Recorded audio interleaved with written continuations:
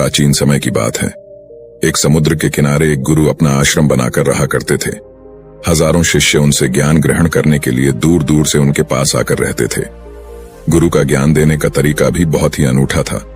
शुरुआत में वो अपने शिष्यों को उपदेशों के माध्यम से ज्ञान देते थे। उसके बाद वो अपने शिष्यों को उस ज्ञान का अनुसरण करने के लिए कहते थे, उस ज्ञान को अपने व्यावहारिक जीवन में उतारने को कहते थे। एक बार उस आश्रम में एक सम्राट अपने बेटे को लेकर पहुंचा।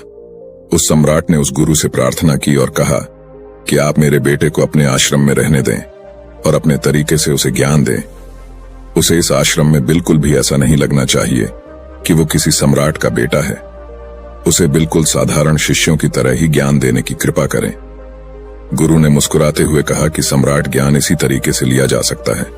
अगर तुम अपने आप को दूसरों से महान समझोगे तो तुम ज्ञान ग्रहण नहीं कर पाओगे।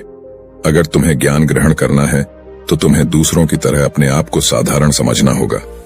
यही ज्ञान ग्रहण करने की सबसे पहली सीढ़ी होती है। तुम निश्चिंत रहो, आज से तुम्हारे बेटे की जिम्मेदारी मेरे कंधों पर है। यह कहकर गुरु सम्राट के बेटे को अपने साथ लेकर समुद्र के किनारे टहलने के लिए निकल गए। आश्रम के बाकी सभी बच्चे उस सम्राट को देख रहे थे। सम्राट अपने बेटे को अपने रथ पर बिठाकर लाया था, जिससे सभी बच्चे समझ गए थे कि यह बच्चा सम्राट का बेटा है। इसी वजह से आश्रम के सभी बच्चे सम्राट के बेटे की तरफ आकर्षित हो गए थे। जब गुरु सम्राट के बेटे को लेकर समुद्र पर टहल रहे थे तो सम्राट का बेटा अचानक फूट फूट कर रोने लगा, क्योंकि अभी वो सिर्फ 12 वर्ष का था और 12 वर्ष की आयु में उसके पिता उसे अपने से दूर करके चले गए थे। ये सदमा वो बच्चा सहन नहीं कर पा रहा था। वो नहीं समझ पा रहा था कि उसके पिता उसकी भलाई के लिए उसे उस गुरु के पास करके गए हैं। उसे रोते हुए देखकर गुरु ने कहा कि बेटा, मैं तुम्हें चुप नहीं करूंगा। हो सकता है कि आज मैं तुम्हारे आंसू पोंछ दूं, लेकिन कल तुम फिर अपने आप को अकेला पाओगे। याद रखना, जीवन में इंसान अकेला आता है और अकेला ही जाता है। जितनी जल्दी जो इंसान इस बात को समझ लेता है, वो उतनी जल्दी आत्मज्ञान के रास्ते पर निकल जाता है। गुरु ने अपनी बात आगे बढ़ाते हुए कहा कि जो इंसान अकेला रहना सीख लेता है वही खुद से प्यार कर पाता है, और जो खुद से प्यार करना जानता है वो किसी के भी जाने का अफसोस नहीं करता, क्योंकि वो खुद से ही प्यार करता है। धीरे धीरे तुम आश्रम के माहौल में ढल जाओगे। शुरुआत में तुम्हें समस्या आ सकती है, लेकिन कुछ दिनों के बाद तुम इसे आत्मसात कर लोगे। उसके बाद तुम्हें यही जगह बहुत अच्छी लगने लगेंगी। ये जगह तुम्हें अपने महल जैसी लगने लगेंगी। संध्या हो चली थी। समुद्र के दूसरे छोर पर सूरज छिपने लगा था और अपनी लालिमा पूरे आसमान में बिखेर रहा था। बहुत ही सुंदर दृश्य था और गुरु शिष्य को अपने साथ लेकर आश्रम में वापस लौट आए। उस शिष्य को भी सांत्वना मिली, क्योंकि गुरु की आंखों में एक अभूतपूर्व शांति झलक रही थी। और जब हम किसी एकांतवासी गुरु की आंखों में वो शांति देख लेते हैं तो हमारे हृदय से भी सारा भार हट जाता है। मन एकदम निर्मल हो जाता है। जब सम्राट का बेटा रात्रि का भोजन करने के लिए भोजन कक्ष में पहुंचा तो आसपास के सभी शिष्य उसके पास आने लगे। उन सभी को पता था कि यह सम्राट का बेटा है और अगर हम इससे दोस्ती कर लेते हैं तो उससे हमारा बहुत फायदा होने वाला है। यही सोचकर आश्रम के ज्यादातर शिष्यों ने उसे घेर लिया था। बस कुछ बच्चे जो अकेले रहने का महत्व समझते थे, जो दिखावे में विश्वास नहीं करते थे, वो उस सम्राट के बेटे के पास जाने की बजाय अपना पूरा ध्यान खाने पर लगा रहे थे और एकांत में बैठकर अपना भोजन कर रहे थे। कुछ दिनों के बाद सम्राट के बेटे की आश्रम के ज्यादातर बच्चों के साथ दोस्ती हो गई। अब वो आश्रम में उन बच्चों के साथ घूमता, उन्हीं के साथ अपना ज्यादातर समय बिताता। आखिरकार वह सम्राट का बेटा था। सुख सुविधाओं में पला हुआ था। आसपास बहुत से दास और दासियां होते थे। आसपास अपने मित्रों से घिरे होना, वही दिनचर्या उसने इस आश्रम में भी अपना ली थी। ऐसा नहीं था कि गुरु को यह सब पता नहीं था, पर गुरु उसे अलग तरीके से ध्यान देना चाहते थे। बच्चों को ज्ञान आप उपदेश देकर नहीं दे सकते, उन्हें साक्षात्कार कराना होता है।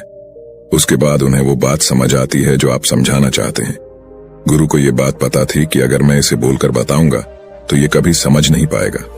मुझे ऐसे दिखाना होगा, इसे एहसास कराना होगा कि अकेले रहकर तुम अपनी शक्तियों को जान पाओगे। ये सीख देने के लिए गुरु एक दिन उस शिष्य को अपने साथ एक ऊंची चोटी पर ले गए। चोटी पर पहुंचकर गुरु ने उसे शिष्य से कहा कि अब तुम्हारा ज्ञान पूरा हो चुका है, बस एक आखिरी रात तुम्हें यहां पर बितानी होगी। उसके बाद अगले दिन शाम को मैं तुम्हारे राजमहल में तुमको पहुंचा दूंगा। वो बच्चा तो ये सुनकर बहुत खुश हो गया कि अब मैं वापस अपने राजमहल चला जाऊंगा। फिर से मेरे दास और दासियां, सारी भोग की वस्तु ये मेरे पास होंगी। उस शिष्य ने गुरु से पूछा कि गुरुजी, मुझे आज रात आप यहाँ चोटी पर क्यों रहने को कह रहे हैं? आखिर मुझे कौन सा आखिरी ज्ञान यहाँ से मिलेगा?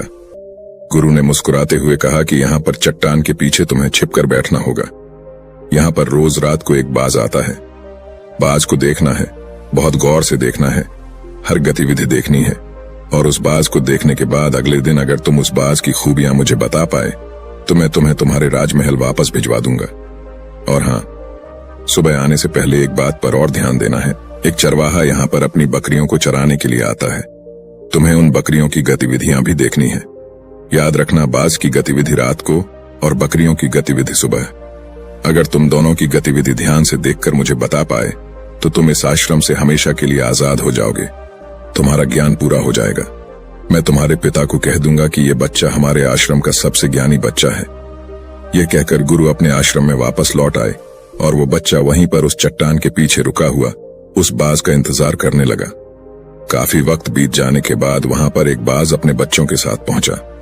सम्राट के बेटे ने पूरी रात उस बाज की गतिविधि बहुत ध्यानपूर्वक देखी और सुबह होने के बाद जब चरवाहा वहां पर अपनी बकरियों को लेकर पहुंचा तो उसने एक अभूतपूर्व दृश्य देखा। उसने देखा कि वो बाज बकरी के एक मेमने को अपने पंजों में दबाकर आसमान में चला गया। उसने उस बकरी के बच्चे का शिकार कर लिया था। ये सारा दृश्य देखकर वो बच्चा आश्रम में वापस अपने गुरु के पास पहुंचा। इससे पहले कि गुरु उससे कुछ पूछते, उसने गुरु को प्रणाम करते हुए कहा कि गुरुदेव, आप आश्रम के सभी बच्चों को यहाँ पर बुला लीजिए। मैं सब लोगों को बताना चाहता हूँ कि मैंने क्या देखा।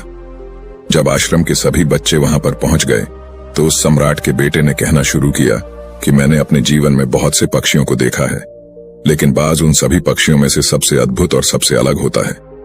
उदाहरण के लिए एक तोता हम सभी ने देखा है। तोता बोलता तो बहुत है, लेकिन कभी ऊंचा आसमान में नहीं जा पाता। लेकिन एक बाज जो कि हर समय शांत रहता है, वो आकाश को भी छू सकता है। उसमें आकाश को छू लेने का सामर्थ्य होता है। जब भी एक बाज अपने शिकार को निश्चित कर लेता है तो वह उसी शिकार पर अपनी नजरें लगाए रहता है, चाहे वो कितनी भी ऊंचाई पर क्यों ना हो, चाहे कितना भी खतरनाक तूफान क्यों ना आ जाए, लेकिन उसकी नजर हमेशा अपने लक्ष्य पर स्थिर रहती है। आज सुबह जिस बाज को मैंने देखा, उसने हर बकरी को अपना शिकार नहीं बनाया, बल्कि उस बकरी के झुंड में से उसने उस बकरी के मेमने को अपना शिकार बनाया। पहली बात, उस बाज की तरह हमें भी अपना ध्यान अपने एक ही लक्ष्य पर स्थिर रखना चाहिए, चाहे कितनी भी रुकावट क्यों ना आए। हमें अपना लक्ष्य स्पष्ट दिखाई देना चाहिए, पर पूरी एकाग्रता के साथ ध्यान देना चाहिए। तीसरी बात जो मैंने उस बाज से सीखी और जो हम सभी को सीखनी चाहिए, वह यह है कि बाज कभी भी दूसरे पक्षी के साथ नहीं रहता। वो हमेशा आकाश में अकेला रहता है। इससे हमें यह सीख लेनी चाहिए कि हमें कभी भी छोटी सोच वाले लोगों के साथ नहीं रहना चाहिए। आखिरकार हम भी वही बन जाते हैं जिनके साथ हम रहते हैं। इसीलिए या तो महान सोच वालों के साथ रहो या फिर अकेले, क्योंकि जब हम अकेले रहते हैं तभी हम खुद की ताकत और खुद की कमजोरियों को जान पाते हैं। कमजोरियों को जानकर उनको दूर कर सकते हैं और अपनी ताकत को जानकर उसका सही इस्तेमाल कर सकते हैं। लेकिन वो तभी संभव होगा जब हम अकेले रहना सीखेंगे। चौथी सीख जो हमें एक बाज से लेनी चाहिए कि एक बाज हमेशा अपनी सीमाओं से ऊपर रहता है। जब तूफान आता है तो हर एक पक्षी अपने घोंसले की तरफ भागता है, खुद को छुपाने की जगह ढूंढता है, लेकिन बाज ऐसा कुछ भी नहीं करता।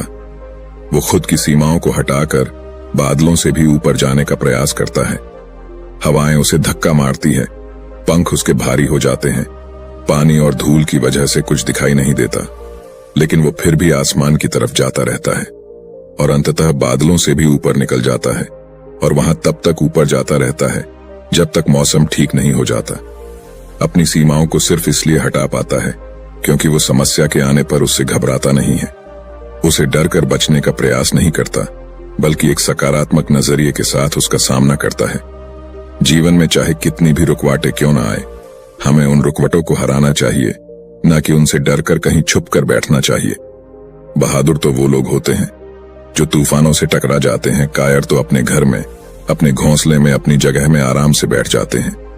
पांचवी बात जो हमें एक बाज से सीखनी चाहिए कि बाज कभी भी अपने घोंसले में घास के कोमल तिनके नहीं रखता। जो तिनके कोमल होते जाते हैं वो उन्हें निकालकर फेंकता रहता है। उसी तरह चाहे कितनी भी आरामदायक जिंदगी आपको मिली हो, लेकिन उस आराम से ऊपर उठकर अपने आलस्य को हटाकर जीवन में मेहनत करते रहना चाहिए। जीवन में पसीना बहाना चाहिए, शारीरिक मेहनत करनी चाहिए। अपने घोंसले से कोमल तिनके उठाकर फेंक दो और आज ही अपने आलस्य को हटाकर निकलो। हर दिन अपने आप को चुनौतियां दो, हर दिन मुश्किलों का सामना करो, क्योंकि वही मुश्किलें तुम्हें मजबूत बनाएंगी। जंगल के राजा शेर को भी झुंड बनाकर शिकार करते हुए देखा जा सकता है, लेकिन बाज हमेशा अकेला शिकार करता है, क्योंकि वो जानता है कि झुंड में रहना हौसला तो देती है मगर साहस छीन लेती है। आदमी को हमेशा अकेले ही आगे जाना होता है। यही कारण होता है कि वो जल, थल और नभ सभी जगहों पर अपने शिकार का परचम लहरा सकता है। बाज की उम्र लगभग 70 साल की होती है, लेकिन 40 साल में ही उसका शरीर पुराना हो जाता है। नाखून उसके पैरों में धंसने लगते हैं, पंख उसके शरीर में चिपक जाते हैं, उसकी चोंच खराब हो जाती है, उसका शरीर भारी हो जाता है। ऐसी स्थिति में शिकार करना तो क्या, जीने की भी हालत नहीं रहती उसकी। ऐसे में उसके पास सिर्फ 2 विकल्प होते हैं। पहला, या तो वह खुद की इस अवस्था को स्वीकार कर लें और भूखा प्यासा मर जाए, किसी दूसरे जानवर का शिकार बन जाए, और दूसरा विकल्प यह होता है कि वो 6 महीने एक बहुत ही दर्दनाक प्रक्रिया से गुजरे और खुद को फिर से पहले जैसा मजबूत बना लें। लेकिन बाज दूसरा विकल्प चुनता है। इसके लिए वो खुद को एक बहुत ही ऊंचे चोटी पर ले जाता है, जहां वह पहले अपने सारे पंख खींच खींच कर निकालता है और फिर चट्टान पर पैर मार मार कर अपने पंजे को तर देता है। उसके बाद उसी चट्टान पर अपनी चोंच को पटक पटक कर पुराना हिस्सा निकाल देता है और इस लहूलुहान अवस्था में खुद को दूसरे जानवरों से छुपाता फिरता है। अगले 6 महीने तक वो इसी दर्दनाक प्रक्रिया से गुजरता है और इंतजार करता है नए चोंच, नए पंखों का। तब फिर वो अपनी नई जिंदगी शुरू करता है और निकल जाता है अपने शिकार पर और अगले 30 सालों तक फिर से राज करता है। इसीलिए समय आने पर हमें भी अपनी पुरानी आदतों को त्यागना होता है और कुछ नया सीखना होता है। समय के साथ बदलना होता है, अपने आप को तैयार करना है, वरना हमारा भी शिकार हो सकता है, हम भी पीछे रह सकते हैं। इसके बाद सम्राट के बेटे ने बकरी की विशेषता बताते हुए कहा कि बकरी हमेशा झुंड में चलती है। उन्हें झुंड में एक साथ चलने से हिम्मत मिलती है, लेकिन जैसे ही उन पर शिकार होता है वैसे ही वो बकरियां तितर बितर हो जाती। उस पूरी बकरियों में से एक भी बकरी अपने साथी की मदद करने के लिए वापस नहीं लौटती। इससे हमें यह सीख मिलती है कि हमारे साथ कितने भी लोग हो, किसी पर भी यकीन नहीं करना। यकीन करना तो खुद पर करना, क्योंकि बुरा समय आने पर वो बकरी तितर बितर हो जाएगी, आपको पता ही नहीं चल पाएगा। गुरु को प्रणाम करते हुए सम्राट के बेटे ने अपने गुरु से कहा कि गुरुदेव, अगर मुझसे कोई सीख रह गई हो तो कृपया करके आप बताने की कृपा करें। गुरु ने सभी बच्चों को संबोधित करते हुए कहा कि ये सभी बातें जो अभी इस बच्चे ने बताई हैं सब सही है, लेकिन ये सारी खूबियां आप लोगों में तभी पैदा हो पाएगी जब आप अकेले रहने का अभ्यास करेंगे। आपने देखा होगा कि बाज कभी भी किसी दूसरे पक्षी के साथ नहीं रहता, ना ही किसी के साथ अपनी दोस्ती बनाता। वो आसमान में अकेला रहता है और अकेला रहने की वजह से वो अपनी ताकत और अपनी कमजोरियों को जान पाता है। इसके बाद गुरु ने अपनी बात खत्म करते हुए कहा कि मैं आज रात इस सम्राट के बेटे को इसके राजमहल में पहुंचाने के लिए जा रहा हूं, क्योंकि इसकी सीख यहां पर पूरी हो गई है। और यह कहकर गुरु उस सम्राट के बेटे को राजमहल की तरफ ले जाते हैं। तो दोस्तों, ये थी आज की कहानी। तो वीडियो को लाइक करके अनजाना पथ चैनल को सब्सक्राइब करें और कमेंट बॉक्स में नमो बुद्धाय जरूर लिखें। और दोस्तों, आपका जो भी सवाल है वो आप इस वीडियो में पूछ सकते हैं। धन्यवाद। नमो बुद्धाय।